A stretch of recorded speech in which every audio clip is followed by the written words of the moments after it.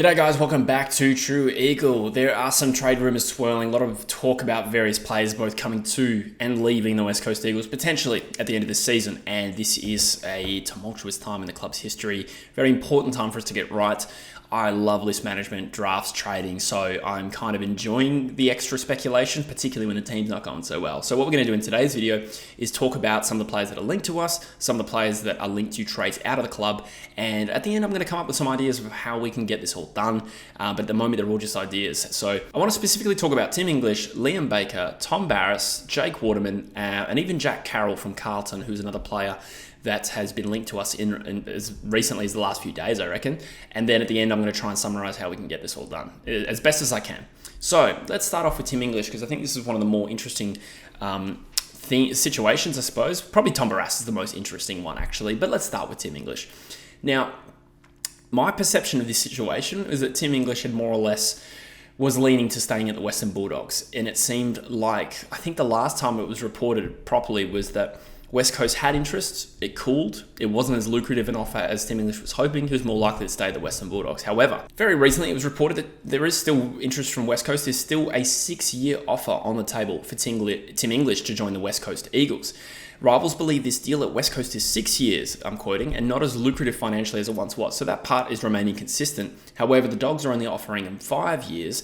That's where it's at, and I don't think the Dogs are going to shift much given Luke Beveridge's views on Ruckman. So that's interesting. So it seems like the Dogs have made a fairly modest offer for English to stay at the Western Bulldogs, and West Coast is slightly better whilst not being, the sort of contract you'd expect for an All-Australian Ruckman, which English is, but obviously this form this year hasn't been super compelling, and he's also got issues with concussion as well. So I'm leaning towards the fact that maybe this is more likely than I thought it was, and we may end up with Tim English. Now, pros and cons. Okay, so the pro of it is the fact that he's a free agent, and I know that there will be commentary around the fact that we shouldn't go for someone who's going to cost us money. First of all, it sounds like we're not offering him the absolute world, and it probably won't even trigger band 1 compensation. But at the end of the day, we need to use our resources to try and improve this team as much as possible, and we're really only giving up salary cap. Admittedly, there is a list spot that we're giving up for 6 seasons, by which point English will be 33. As a ruckman, it's probably right at the end of his lifespan anyway. I think if that's what it takes to get a best 22 player, that will improve us.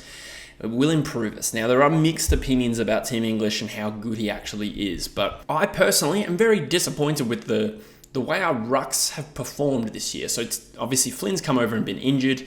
He doesn't exactly have the best AFL resume anyway. So we're holding out for this guy to come in and be best 22, where he really didn't even do that at GWS. He's played less than 40 games of AFL. So what I mean is, just because there's a sunk cost idea here in Matthew Flynn where we've just traded for him, and Bailey Williams 12 months ago was looking like he was really developing well.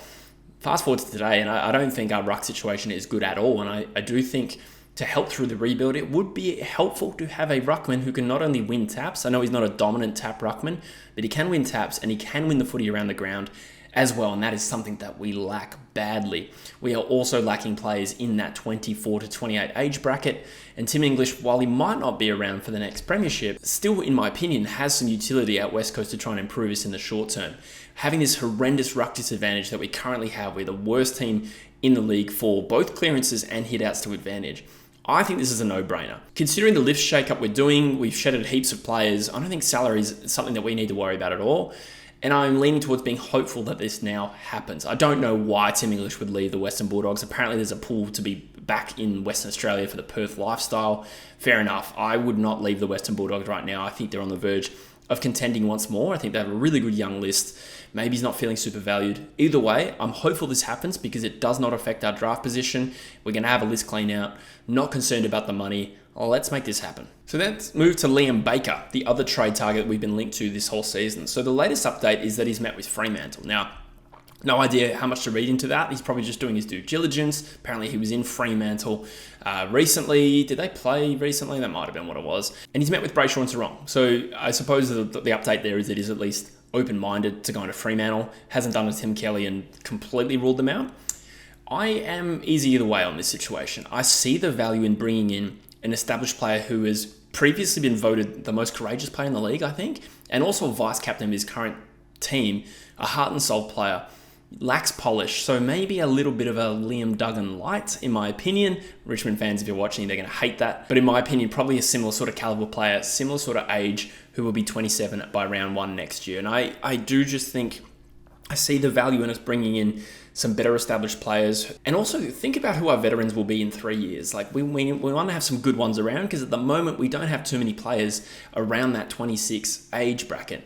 The biggest argument against Liam Baker is that he will cost draft capital. So that is the biggest distinction between Tim English and Liam Baker for us. Liam Baker's going to probably cost a top 20 pick, which we don't currently hold other than pick 3. So that is problematic. But I got some ideas about how we can potentially make it happen. If Liam Baker chooses to go to Fremantle, I will live with that. But I do think it's possible we can make this work, which leads to the next situation here with Tom Barrass.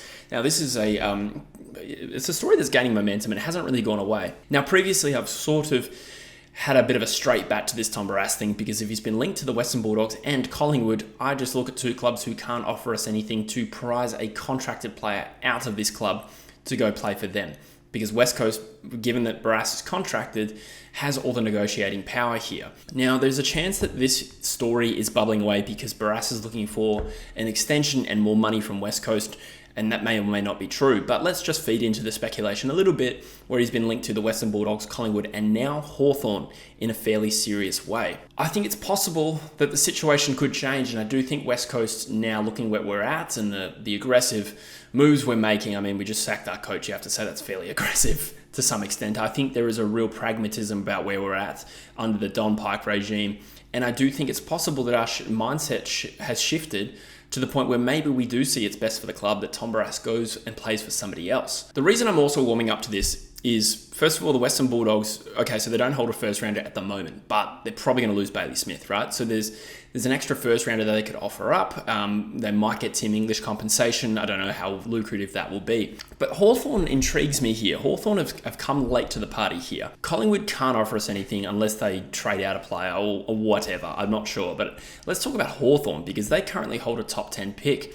And that could be very, very juicy for us. And I think if we are potentially offered, say, what is currently Hawthorn's pick 8 for Tom Barrass, I'm liking the sound of that increasingly. Now, we do give up a best 22, not only best 22, probably best 5 player at the club right now, and a player that has contributed to us not getting slaughtered. But at some point, we probably do need to rip the Band-Aid off, and now with Harry Edwards, Jeremy McGovern, Rhett Bazzo, Callum Jamison, and hopefully someone else will add if we lose Tom Barrass, maybe the cost-benefit analysis, the top 10 pick, does sway this in favour of potentially letting Barrass go. So I'm really intrigued to see what happens here.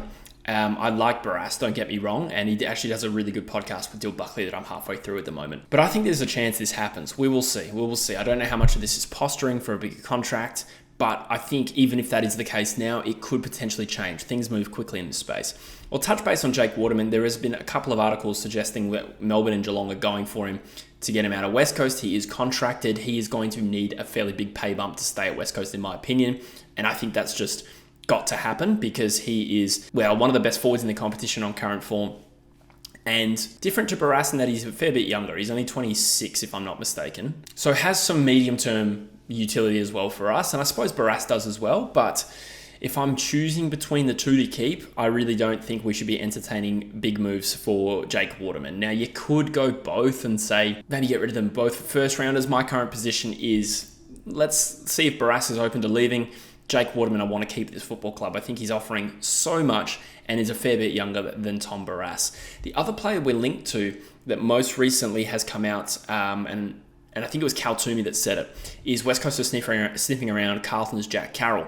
Jack Carroll is a inside midfielder from East Fremantle previously, who has played 11 times this year for Carlton but doesn't have the same job security. And West Coast have been named as being interested in luring him home. He is 21 years old. So this is kind of like a Devon Robertson situation from last year. I probably like Carroll's attributes a little bit more than Dev Robertson.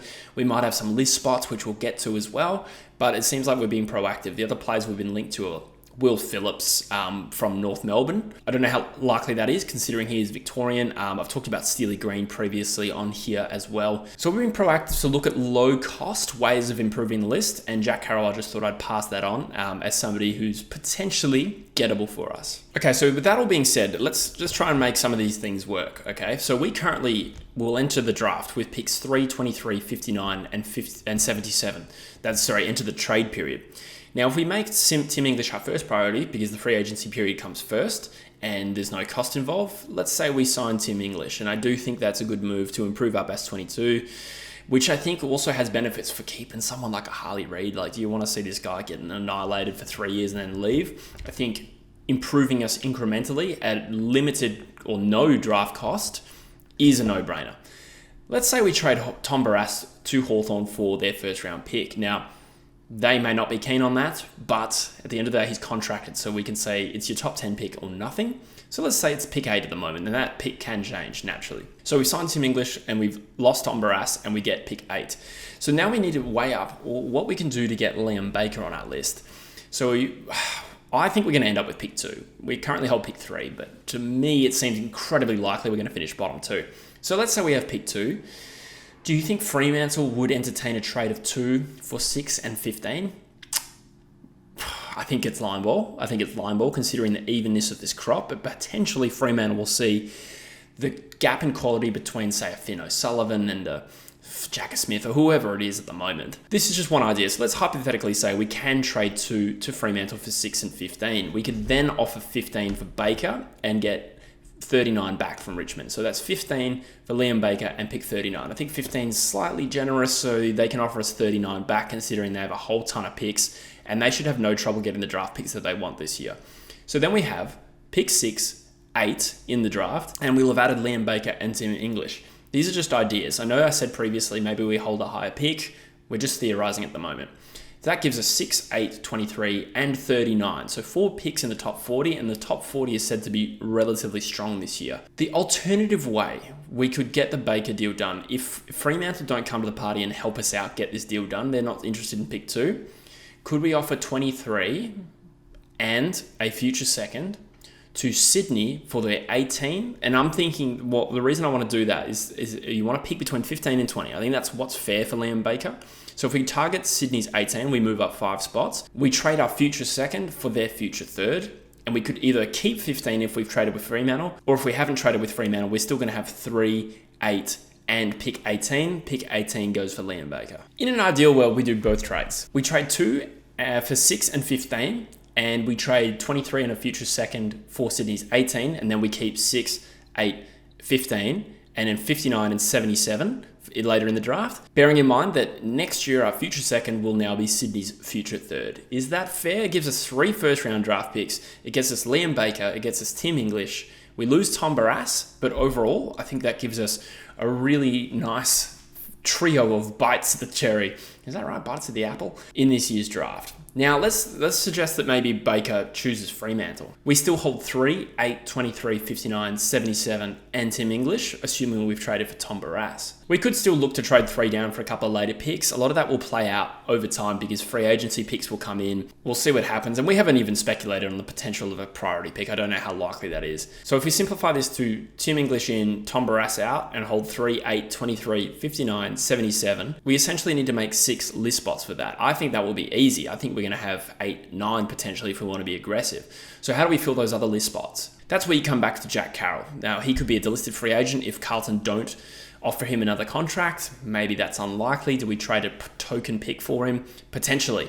We still have capacity to sign another free agent. One guy I'm hoping for, wildly unrealistically, is GWS's Isaac Cumming to give us a little bit of speed in the back half. Again, probably not likely considering both Adelaide clubs are trying to get him. I think Fremantle's trying to get him as well. You also got that Will Phillips guy. You've got Steely Green, players we've been linked to that won't necessarily cost a lot. So there will still be list spots to sign potentially a Jack Carroll or a Will Phillips if that is the way this plays out. But if there's a possibility we get Tim English, Liam Baker, and hold 2 top 10 picks in this year's draft, that's actually starting to sound like we're really making moves on the rebuild, which, again, I push back on the idea we haven't started rebuilding. That's absolutely not true. I do think we're going to need a key back. And we probably will end up with Malachi Champion on our list. So you can start to get a feel for what our list would look like if all this played out. But anyway, guys, I hope that wasn't too complicated. I'll try and do some graphics to make this easy to follow. But for now, let me know in the comments what you think about all the things I've discussed in this video. Subscribe to the channel if you haven't already, and I'll see you in the next one. Go Eagles.